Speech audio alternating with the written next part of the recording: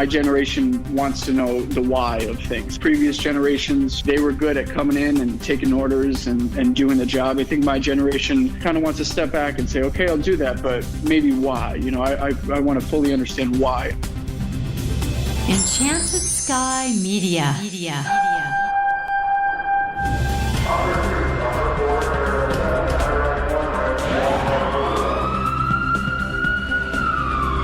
From the Federal Resources Studio, this is Code 3, the Firefighters podcast, hosted by award-winning journalist Scott Orr. Code 3 features interviews with leading members of the fire service, discussing firefighting strategy, tactics, and other topics you need to know more about. Now, here's Scott. That's right, and I will not let Parkinson stop me. Hey, thanks for being with me again here on Code 3. This is the show for and about firefighters. We're informing and entertaining members of the fire service, just like you, from coast to coast. We've talked several times on this show previously about working with younger firefighters, like millennials. But we haven't heard their viewpoint. That's about to change. Millennials are sometimes a mystery to previous generations. They learn differently, they react differently, they relate differently. Here to offer some advice to the new guys is a millennial who's been around long enough to have seen the mistakes young firefighters make. Tom Redden is 26. He's been a firefighter EMT with the Flanders Fire Department in East Lyme, Connecticut since 2017. Before that, he worked as a firefighter EMT with the Electric Boat Fire Department in Groton, Connecticut. And Tom Redden joins me now. Welcome to Code 3. Thank you very much for having me. I'm excited. It's good to have you here. So tell me, what is the number one mistake new guys make when they get assigned to a house? I think the number one mistake that a lot of people make is maybe getting too comfortable too early. Whether it's volunteer career, they get on somewhere and they think just becoming a fireman is showing up for the first day. And it couldn't be any farther from the truth. We work in a profession that is built on trust, and it's built on doing your job the best that you can so that everyone can go home. It's not things that are taught in the academy or things that are going to be taught day one. So it's very important to come in with an open mind and let everyone know that you are the new guy. You're ready to be the new guy, and you're not there to teach them anything. You're there to absorb everything that you can from them. Not take anything for granted, but go in there with an open mindset and be willing to learn and be willing to be that new guy. What were your first few tours like? You know, I remember going to my first day in my career position and just sitting there in the parking lot saying, you know what, this is the start of it. I'm going to go in and try to make the best example of myself that I can. But, you know, we're all guilty of doing things that we didn't even know were wrong. You're a little apprehensive sometimes when you go in and you're standing around waiting for people to teach you things, and people will come up to you and say, hey, you know, you have to be the one that shows the initiative and wants to be there. You want to show these people that you want to be there, you want to learn. Usually the guys aren't on the floor, aren't the ones that hired you. They may have heard who got hired, but you come on brand new to them. You want to give them a good impression by being the guy that wants to learn, not pulling up a sofa and having a seat. You want to be the guy out on the apparatus floor, actually getting your hands dirty. You know, maybe fortunate for me, you know, hopefully I think that I fit in pretty well from the beginning, but it didn't take me very long to have guys under me and see them make some of the mistakes that I was talking about, where they would come in too quick and want to change the world before, you know, they could even go through shift change. So, you know, it's all about taking it easy and taking it slow. If you're going to do it for a career, you're there for 20, 25, 30 years. The first day, the first week, you just got to take it all in and kind of see where you mesh into. I think that's important. So it sounds like you have run into some new guys who get there and think they have better ideas on how to run the fire department. Yeah, absolutely. And I think that's something that comes from being a millennial. I think that, you know, different from previous generations, when we grow up and we're going through public, private school systems, we're encouraged to think outside the box. We're encouraged to look at things from a different perspective and really go in with a fresh set of eyes. So it's how my generation maybe was brought up to, oh, okay, now that I'm here, now I want to see, maybe we can do it this way. I came from another department and we did it this way, but that, that's not what the previous generation is looking for. They want you to come in status quo. They want you to remember all the things in your training and to soak up new things. They don't want to know how you pumped a truck before. They don't want to know how your station duties were done at a previous job. They just want you to come in and absorb material. I think that's the biggest thing. And I think that from generation to generation, it's always going to be like that. But my generation wants to know the why of things. I think that previous generations, they were good at coming in and taking orders and doing the job. I think my generation kind of wants to step back and say, okay, I'll do that, but maybe why? I want to fully understand why I'm going to do what I'm doing. And I think that's maybe where the perception can change for a lot of people. We hear a lot from the older generation about participation trophies. Are millennials more interested in being recognized for just doing their jobs in the first place? Like I said earlier, unfortunately, I think that we come from a generation, we can be looked at, maybe we grew up at a softer time, a time when America, kind of relaxed a little bit and wanted to make sure that everyone was included. You go to soccer practice and you get a trophy for just showing up to that. I think some people might be used to that because that's how they were brought up. Maybe they didn't need to work as hard to get to where they were as a previous generation had to, which, no fault of their own. They're a product of their environment. I think that if they're going to do something in the fire service, oftentimes they'll look around and try to find that accolade and try to get that pat on the back when, it's really not going to come. This isn't school. It's not a daycare. It's not going to be a place where people are going to commend you for doing your job because, at least in the career side, you're getting paid to do that job. And whether you do it great, whether you do it okay, especially for the first couple months, couple of years, maybe those guys aren't going to be totally apt to go up to you and give you a pat on the back when you're doing something that they've done for, 10, 20, 30 years without getting anything. Again, I think I keep going back to that's a product of the generational gap. The previous generations were used to not getting a lot of accolades, maybe from their parents, their fathers. That's the war generation. They came home from the war and they went to work and rebuilt America and, supplied for their families and they didn't look for anything in return, where maybe that got lost somewhere in the generational gap. And we are more apt to look for that accolade. I'll be back with more right after this. On any given day, you are tasked to be your best and power through the worst of times, all at a moment's notice.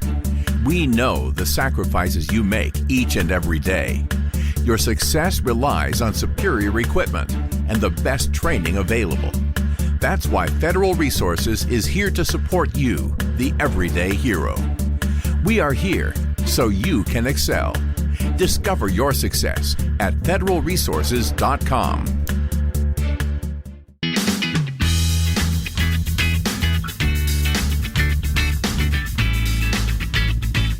Let's switch tracks for a moment. How good are simulated training scenarios these days? I think they're not so good. And I understand why they're not so good. I know that we're injuring and unfortunately killing firefighters while we're doing trainings, which of course no one should ever get hurt or killed during a training. But I think with all the regulations, the codes, the SOPs, SOGs, trying to make things safer, but that's coming at a cost. I think that, even when we go for a live burn, we're walking through the building before we ever put a match to any fuel. We don't get the opportunity to do that in a residential or commercial structure fire, but we're being allowed to go through there and look. And, I'm all for safety. I'm all for everyone going home. Absolutely. I want to finish this career the same way I went into it. But I think that's going to take away from some of the real learning that people are going to get. That's why I'm a big believer in classroom education as well. I know that the psychomotor portion of training is huge, and you need to do that as well. But I think maybe even with my generation, there might come a time where there's a new type of training where, you can give them the material to read and to review, and then they can show up and ask questions, do the hands-on part, get the cognitive stuff out of there and actually put, hands-on ladders, hands-on hose lines and pumps and things to that degree, but also the theory behind why we do what we do. Like I said earlier, I think that millennials, you tell them to do something, hopefully they're going to do it, but they maybe afterwards they're going to be more apt to ask why they're doing it, to fully understand. So I think if we can get that in the classroom and really explain that to those that are coming up, I think they'll be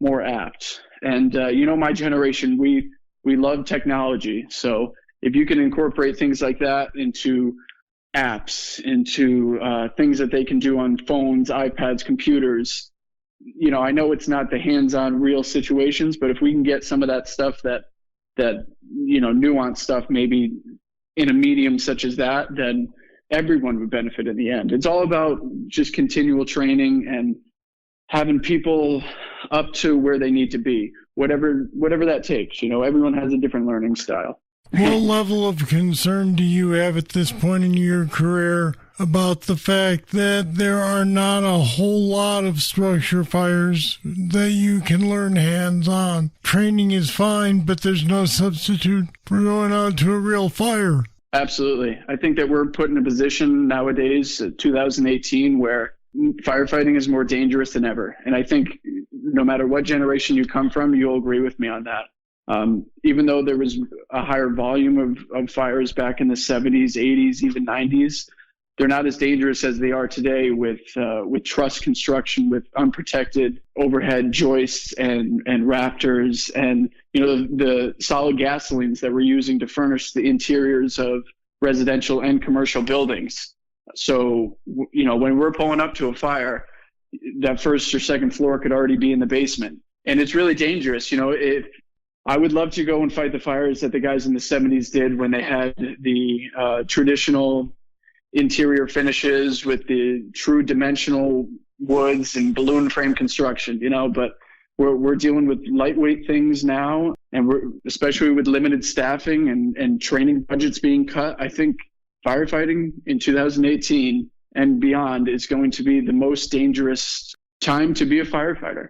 I think that it's certainly not going to get any better. The codes are trying to help us, but codes are designed to help people get out of the fires. They're not designed for the firemen to go in and put fires out. With this new generation, I'm hoping the guys can realize that, can get that through training and talking to the guys and understanding. We might go to one fire, in 3 months, 6 months, but that's going to be a real dangerous position that we put ourselves in.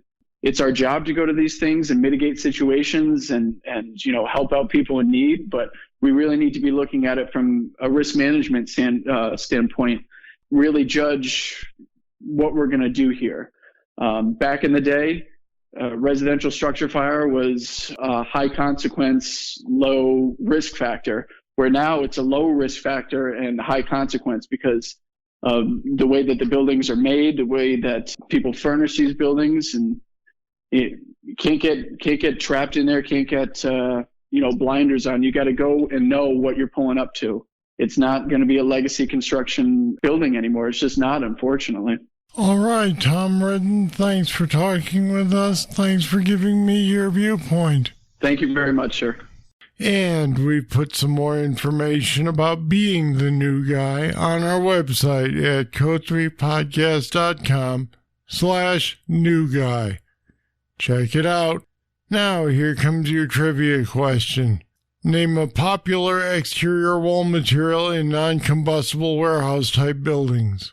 I'll have the answer right after this. If you like Code 3, you'll love the Code 3 Bull Session. It's more discussion with our guests on any topic.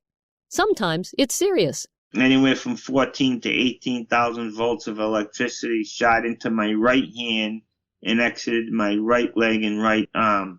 Spent about 4.5 months in a burn unit. Sometimes it's not so serious. And once again, I refer to the late Chief Brunacini I can remember when his book first came out, Fireground Command, there were people that were ready to hang him in effigy. And nowadays, we refer to him as St. Bruno. But it's only available to patrons of Code 3. Find out what you've been missing. Go to code3podcast.com/support. Pledge just $10 a month to support Code 3, and you'll get immediate access to all the bull sessions in our library and future interviews as we post them. Become a patron today. And I'd like to thank Blaine Donovan for his pledge. Now here's your trivia answer. A popular exterior wall material in non-combustible warehouse-type buildings is steel panels or steel siding. All right, that's it. That's all for this edition of Code 3. Let me know what you think of the show and who you might like to hear next. Just email me, scott@code3podcast.com. Thank you for listening. I'll be back next time with more, and I hope you'll join me then. I'm Scott Orr, and until then, I'll see you later. Code 3 is made possible through the generous support of Federal Resources. Visit them at federalresources.com. This show is a production of Enchanted Sky Media. To contact us, get more information on today's show, or to subscribe to the podcast, go to code3podcast.com.